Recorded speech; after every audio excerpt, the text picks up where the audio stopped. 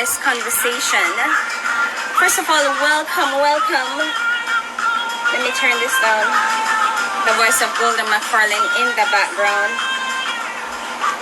Welcome to another Stay Planted program, guys. If you are on right now, just hit the share button like what I am about to do right about now, so we can continue to inspire and motivate persons who are actually in our contact, right? There we go. So it is Wednesday, definitely, and today we will be talking to Golda Macfarlane, aka Sharika. Yeah, Sharika Macfarlane. We will be talking to her. We will be hearing her testimony. This is a program where we talk about the struggles before the success. Without a doubt, she is no stranger to the international market. She is a gospel artist. She is also a Hi Contrast. How are you doing, guys? Thank you all so much for coming on. Please share the conversation. This is a testimony that you do not want to miss. All right, this is the testimony that you do not want to miss. And hey, how are you guys? I'm seeing your messages from persons who are messaging me. So as soon as I get a chance, I will be able to respond to them. So as I was saying, I will be talking to Golda Sharika Macfarlane tonight. She is a gospel artist and an international gospel artist. She's also, when she's not in the studio making music, she is pretty much taking care of sick people. So she's also a registered nurse as well. So you know how it is, the hustle. And while we wait on her to join on, just want to remind you that my book, Planted But Needed Water, it is available on Amazon. Yes, so if you go on Amazon right now and type in Planted But Needed Water, you will be able to get a copy of my book. You choose what you want, if you need the paperback or if you actually want to read it on your device. Yeah, so the ebook is also available, so you'll be able to get it from there also. Hey Golda, I see you, so just let me add you right now. So you'll be able to get a copy of my book. So like I was saying, Golda Music, if you want to get some more songs. Hi Golda, I was just introducing you. Welcome to the platform. Thank you for having me as well. Okay. So just before we give you a warm welcome, because you know this is the platform for testimony, right? Just before we give you a warm introduction, just want to give persons some information. Golda Macfarlane, guys, just go on any music platform, you will be able to actually hear some of her music, if not all of them, that is actually recorded, so you can actually listen to her then and there. You can see her journey and where she's coming from. And of course, she is in ministry full-time. And she's a full-time mom, she's a full-time musician, she's a full-time nurse, she's a full-time wife. May I know, but when we talk about the struggle, it is It is a struggle. The struggle is real. Yes. The struggle is real. And she's Jamaican.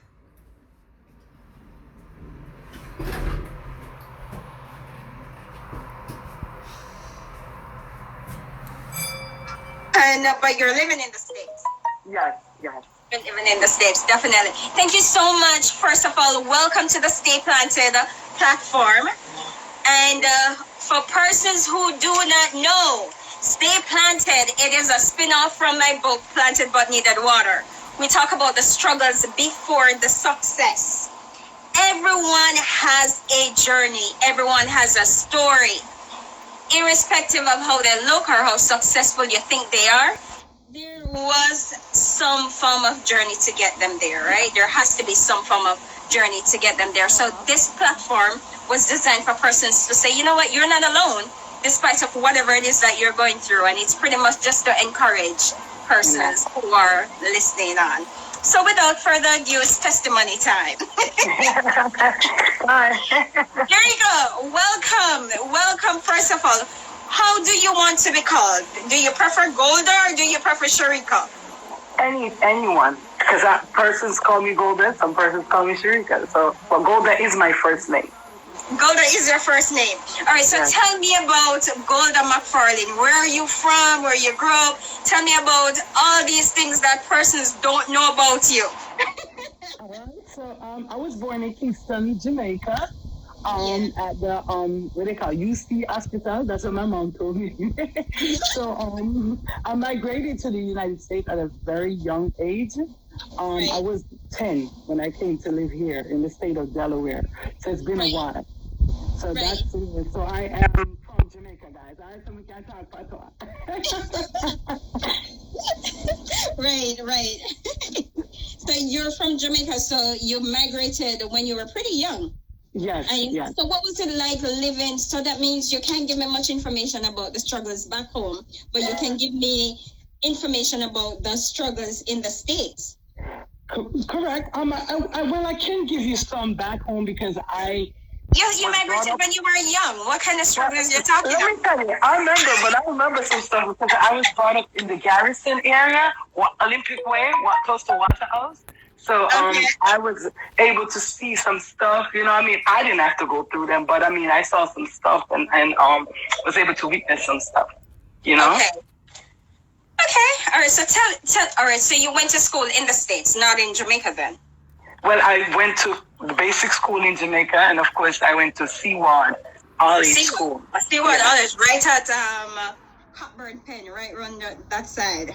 Yeah, close to Waterhouse, Tower Hill. Close to Waterhouse. Pick up all my friends right now from Cockburn Pen. Roots FM is right around that section, right there. Oh, okay. Communities. Bless up to everyone right now in Kingston 13 if you are on. Yeah, bless up to you. So let me ask you though. So all your parents were in the States, as you said. So tell me, what was that journey like for you though? How was it? So that transition. Actually, I came to live with my stepmother. My mother and father were still in Jamaica. So I came here to live with my stepmother. So of course, as a child, it was very frightening. I actually wanted to go back home. Like the first few months being here, wasn't used to it. You know, in Jamaica, we were out with our friends playing. Then the time we played Dandy Sandy, Tiny Skip. You know, those back in the days in our age group, we used to be out in playing with our friends. So when I came here, it was a shock to me because, you know, being in the house, it was winter, of course. So you're locked in the house. The weather would seem like it was always gloomy, you know. So I was like, I'm ready to go back home to my sunshine country. So I cried, of course, a couple of times, and my stepmother was able to comfort me, you know, and help me through that transition. So it wasn't an easy transition. Yeah. I can imagine that because you're leaving from you're stepping into something totally new, right? Exactly. And, you know, persons talk about living with step parents and the journey with those. Did you have any form of struggle with that, or? No, that you want to share or no? All right. So my stepmother was a darling. She, thank God, she was very warm, spirited, very kind, and she treated us as her own. There was no separation between her biological children and her stepchildren. So that was very nice. And plus, she is instrumental in me getting saved. Yes, she was the one who took me to church, introduced Christ to me, you know, got the word, and I was convicted, and I gave my life to Christ. So it was because of her, you know, being in my life. At what age was this? I got baptized when I was 12 and got the Holy Ghost when I was 13. So you have been a church girl all your life? Basically. So you know nothing but church? Nothing but church? Well, when I was home in Kingston, I used to dance, like little parties, and I was into dancing. So because when I went, let me tell you, when I went back home to Jamaica, persons were, Golda, you're Christian? Because I was always into dancing. So they were like, you turn Christian? So yeah, when I was home in Jamaica, I used to always, like, my friends have party, little birthday party, I was always there. Like music, I was into reggae music, into, or, Jamaican music, dancehall music. So, that explains the reason why your gospel music is like that, and most of them you're true foot on. So I was able to get a little taste of that. Okay, I get it. So let me ask you. So you've been in church for pretty much most of your life. Your teenage. What was that transition like though for you? Because I know that being a young person and inside of the church, it's not easy when you see all your friends doing all different kind of stuff, and you're not able to participate as you would like to. It was a struggle for me because I wasn't just in a church that didn't have rules. My background is, and still is, apostolic. I am apostolic Christian. And so back then, I was brought up in the old school apostolic church where skirts, dresses, no sleeveless, of course, no earrings, none of that. So, it was definitely at first a hard thing for me to adapt, and to go along with that. And at school, of course, I stood out, and sometimes I felt the peer pressure, wanted to wear jeans, wanted to wear what my friends wore, wanted to go out, go to club, listen to the rap songs, and I wasn't able to, because here I am, I'm a Christian, I'm an apostolic Christian, and I'm supposed to be modest, I'm supposed to, watch what I say, don't curse, and those things. And let me just be honest with you, me standing my ground, I became a role model I was respected by everybody in my class. Like, persons would come up to me and say, don't curse in front of Golda, or anybody curse in front of Golda would have to pay her $5. These were friends that were popular. I was still friends with the popular people, but yet still they respected me. They knew not to curse around me. They knew not to invite me to anything that they know because I wasn't ashamed to share my belief, and also let them know that I am a Christian and there are certain things I cannot do that you are able to do. I like that. So there was no slip up. You've been a good girl the entire time. Well, it was hard. It was very hard. But of course, I messed up sometimes. I'm not going to tell you that because I'm not perfect. But I'm telling you, it was a good experience. Looking back at it, I see that it was hard, but it was worth it. I get it. So, at what point did you decide that you were going to do music, though? All right, so I've always been a part of choirs, the praise team, leading. But before many people didn't know I had the gift of singing because I was so shy. I would only sing in the bathroom. Not even some of my family members didn't even know that, because I would not sing in front of people. So the first time some people actually heard me sing in churches, the choir director, who's my husband. Now my husband. Wait. Oh, no, you're gonna have to tell me how that works. How you end up with the choir director? How did you end up with the choir director? Of course, we got married. But, I know. You said it was your husband, but how did you end up with the choir director? Let me tell you, we were friends. We were very good friends. It's not single ladies. But you know what? He heard me sing. I don't remember how he did, but he was able to creep up on me and heard me singing. And so it was this song on the choir. He said, I'm going to turn my face, but the lead of this song, the person who's going to solo it, so the person who's going to lead this song, it's going to be Golda Reed. And he turned his face, and I was like, wow, no!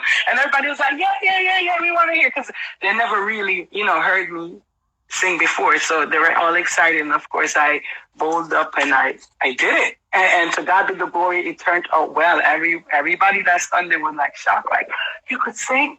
We never knew that. And after that, I'm telling you, every function, they'll hand me the mic, they'll have me leading. I was leading like 90% of the songs in the choir. So I was able, why not? Because the choir director also had a crush on you, so why not? But you know what? Even after he stepped down and gave somebody else the post, I was still on the praise team, singing on the choir, leading songs. Even after I changed churches, I was leading songs on the praise team, So that's where my foundation began. But I remember I was singing at church and I met this young lady, Patricia Bowen. You might know her too. She's also a gospel recording artist.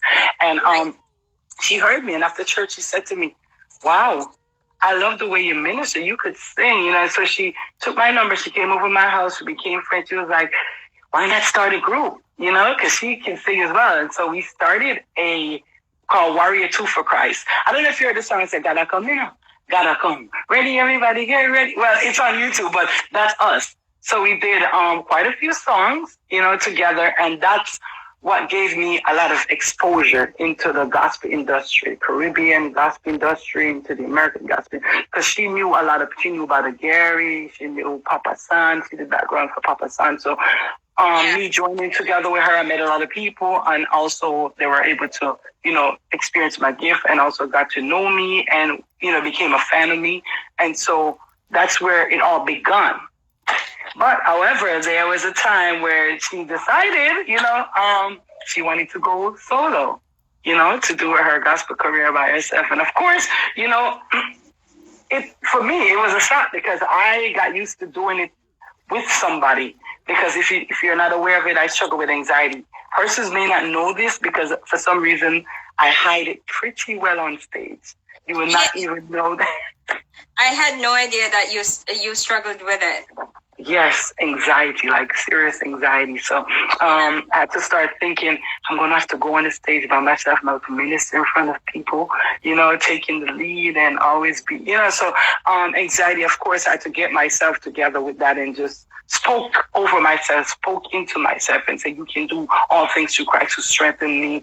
I had a great support system. Let me tell you, my brother-in-law, Tyrone Macfarlane, my husband, everywhere I went to minister, let me tell you, if you see me somewhere ministering, just say, "Can I meet your husband?" Because he's there. He's always with me on the road, traveling, you know, in ministry. And also my brother-in-law, Tyrone, who is a musician. So when I branched out from the group, he was able, you know, he came along with me, and he is very instrumental in my creation of my music, like writing melodies, coming up with melodies, every song, even the most recent song I released. Him and I got together, sat down, and we were able to come up with the song. You know, I had the lyrics, and of course he worked out the melody, and we took it to the producer. And so most of my songs, that's how they began. Yeah, and listening to some of your songs, though, most of them has a testimony in it. Has a story. There's one that you sung, which is one of my favorite. You talk about free, no more bondage. You want to tell me about that one? I felt that was coming from a part where you literally felt like giving up. There was no hope, nothing at all, and you got your breakthrough at some point. Stop sugarcoating it. Tell me what is going on. So when I wrote that song, I actually wrote that song was, like I just told you, it was when I broke away from the group, and there were a lot of negativity. She wasn't. At one point she wanted to join back with me, and I said no. I prayed about it, and God just says no. That you know, and I believe God was pushing me, and I'm glad I did, because if I didn't do that, a lot of doors, I wouldn't have met a lot of people. I'm telling you, destiny chasers start coming in my direction. The destiny helpers just start showing up. So I had to say I'm free, and that's when I wrote that song, that no more chains are holding me. I am no longer bound by anxiety, because as I tell you, going out on my own, branching out on my own, I felt like I couldn't do it. But I had to say to myself, you are free. You can do this. Who the sun sets free is free indeed. And so that's when I wrote that song. Can you give me a piece of that? Just before you give me a piece of that, guys, if you're not following either of us, please follow us right now, so you can actually and share the conversation as well, please. Golda, give us a piece of that free. It picked me up when I was down, down, down. Plant my feet on higher ground. That's what I'm going to tell you. And then the verse, the chorus is actually my favorite. Don't do that! Let me tell you, I want all the viewers on here to go check out my songs. They're on YouTube. But you can't just give 2 words. That just made no sense. My favorite part is the part where I said, no more chains are holding me. That's what I got you right there, didn't I? I was ready. I was in it. It was just let me tell you something. Persons tune into this program because they want to be inspired, motivated, and fueled. You can't just give us a piece of it and then just leave us like that, right? That's like not fair. Later, I'm going to give you some more of my other songs as well. So you got a lot more in store. Definitely. You know what, Golda, I appreciate the fact that you're here and you're sharing your testimony, because I had no idea, watching you on stage, watching your journey, I had no idea that you struggle with anxiety. And this is a serious attack. Persons don't know it. It's similar to depression, but the only difference is that it's like you feel as if it's like having a panic attack to a different level. Yes. To a different level. And I don't know how it is or how it was that you overcame a situation like that, being a performer and also in the business that you are as well, being a nurse as well, you having to probably take care of persons, prescribe certain medication, etc., etc. How do you deal with that? Let me tell you, when I first became a new nurse, I was so scared. Because remember, how are you in the house? Bless up. Sorry. Okay. Nursing is very broad. Your license is always at risk, and you are always at risk as well. If a doctor write a prescription and you as the nurse, even though you did not write the prescription, administer it, and it interacts with another medication that same doctor write, you will be held responsible as well, because it's your duty to know the medication you're administering and know that it interacts with the other medication that patient is on. So it's being a nurse, it's a whole lot of liability. So of course I was very scared, especially after orientation, to go on my own. And when you're a nurse, you're automatically a manager, you're a supervisor. Once you enter that floor, you are the one in charge.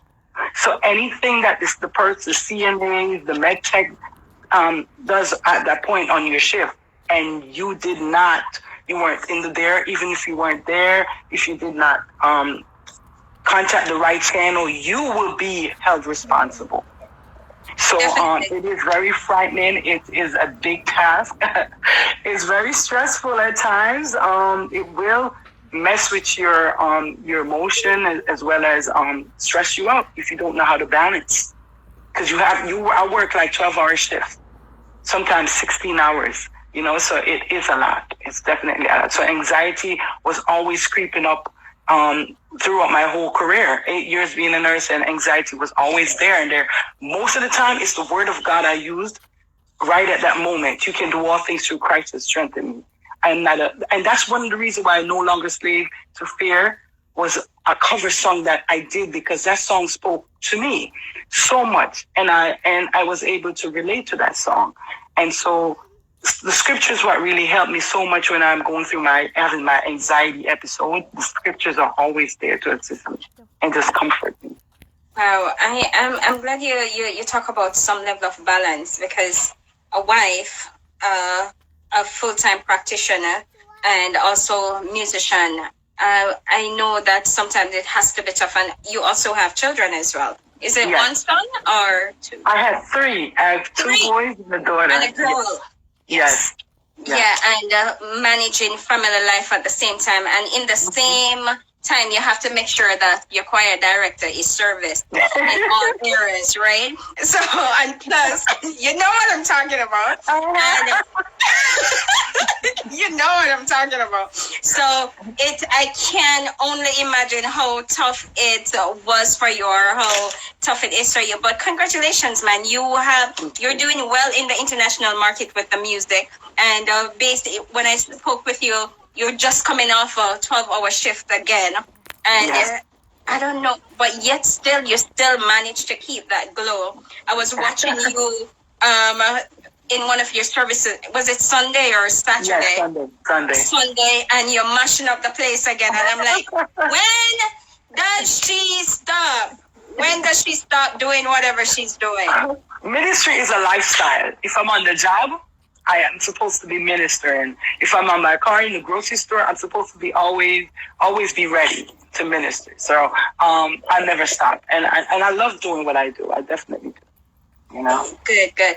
I know that you have to go in a couple of minutes, but let me just ask you two more questions. So, being in the health industry right now, with everything that is going on, how are you managing in terms of mental illness? I'm coping. There was, like I tell you, there was one point I was working like 90 hours.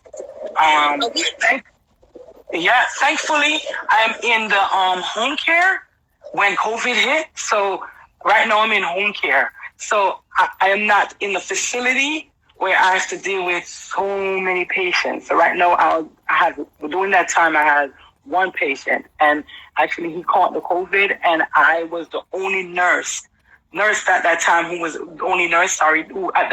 willing to take care of him. I had to put on my protective gears from head to toe, mask, and let me tell you, and then at night I would be so scared because I have a child that is asthmatic.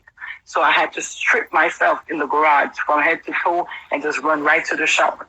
Because at the end of the day, I'm taking care of this patient. I didn't want to bring that home. So it was very stressful, but he needed a nurse to care for him, and I had to be the one to step up to do it. So it was very hard, but to God be the glory. I made it through, and to all the nurses, I just want to salute you guys. I know it was thankfully the numbers are going down, so that's good. But I know it was very hard on all the healthcare workers. Nice. Mental illness. What are your takes on that in terms of, there's so many persons right now, the suicide rate is increasing, so many persons out of job. Persons who are listening right now who is just saying, you know what, Golda, you okay? You have everything going on for you. What is it that you would say to those persons right now who's listening? I would say, if you're struggling with something, find a person. Find someone who you can talk to. Don't go through it by yourself. I know you might not know me, but I am here. You can come and talk to me. Because it's never easy when a person is going through a mental illness to go through it by themselves at all. Because most of the time you will hear that people take their life, or persons took their life, and you'll be like, what? I never saw that. And all because the person put on a show on outward appearance, but deep inside that person was going through something. And because they kept it to themselves, they weren't able to overcome it. So please, I don't know what it is that you may be going through. If you're listening, please reach out to someone. I am here for you. I'm pretty sure Sister Antoinette will also help you out. So please feel free to just reach out to us if you need someone to talk to, someone to assist you. And remember that when you call us, the only source we can talk to you about is Jesus, because that's where my strength is. That's who I know to be my comfort, my peace all the time, So I just want to tell somebody today that God loves you, and guess what? We're here for you.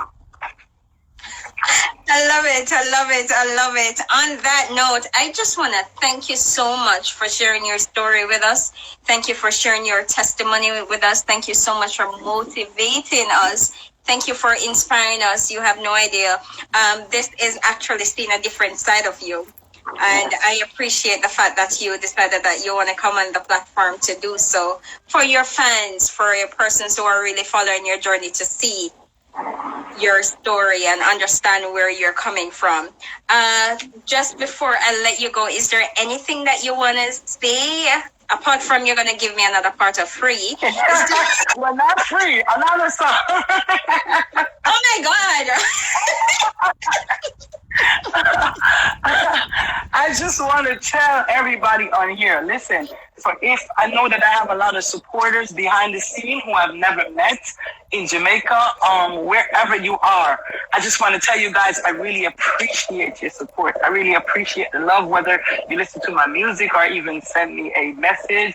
I just want to tell you guys, like any of my video online, I just want to tell you, I appreciate you guys, and I'm grateful. I am grateful to have you guys being a part of my ministry. And Antoinette, thank you for having me. No problem. It was a pleasure. It was such a pleasure having you on. And girl, go get some sleep, because I know in a couple of minutes you're off again for 12 hours, and thank you so much again for stopping by. Thank you for the support that you have given me as well. I can't wait for you to get my book so you can send me a picture and tell me exactly what you think about it. I'll definitely be getting it up. Can't wait to hear what you have to say. I'm looking forward to see your review as well. Because again, everyone has a story, right? And everybody has your testimony. And guys, as Golda rightfully says, if you're going through a rough time, whatever issue you find yourself in, there must be somebody out there that you can reach out to. There must be somebody that you can talk to. Or, probably send a message to, or whatever the case. There must be someone that you have some level of confidence in. So don't just keep it to yourself, all right? And reach out, definitely. Golda, it's over to you before we close off. So this is my song that I want to share. It's called Wonderful Name. Just a little piece. It's also on all the digital platforms. Golda Macfarlane, Wonderful Name. There is a name that changed me. There is a name that saved me. There is a name that healed me. This name is Jesus, that powerful name. This name is Jesus, that wonderful name. He made a blind man to see again. He made a dumb man speak again. He made a lame man walk again. This name is Jesus, that powerful name. This name is Jesus, that wonderful name. Listen, there's no other name that is given among men whereby we must be saved but the name of Jesus. The name of the Lord is a strong and mighty tower, and the righteous runs in and is safe. So be blessed tonight, and I love you guys. Bless you, bless you, bless you. Thank you so much, Golda. Thank you so much for passing through. I appreciate it. Guys, that was Golda Macfarlane. You can get her music on all the musical platform there is. Thank you so much for the work that you're doing as well. Also, in the event that you need a copy of my Planted But Needed Water book, it is also available on Amazon. Anywhere you are in the world, just type in Planted But Needed Water, and you'll be able to hear my testimony. Follow and share. You will also be getting, this testimony will also be on my YouTube channel. So in the event you miss it from the beginning, thank you so much, guys, for coming on. Thank you. Thank you guys for watching. Bye-bye. Bye-bye. Thank you guys so much for coming on again, and see you next week when we will be talking to Tino Evans. Yeah, from next Friday. Next week, we will be having a conversation with him. We'll hear his journey and how is it that he got to where he is right now. So until next week, I'm your girl Antoinette. Thank you guys so much for your encouragement. Thank you so much for your messages. I've been getting a lot of them, and your emails as well. Thank you so much for your feedback. Appreciate the love. Bless you and have a wonderful night.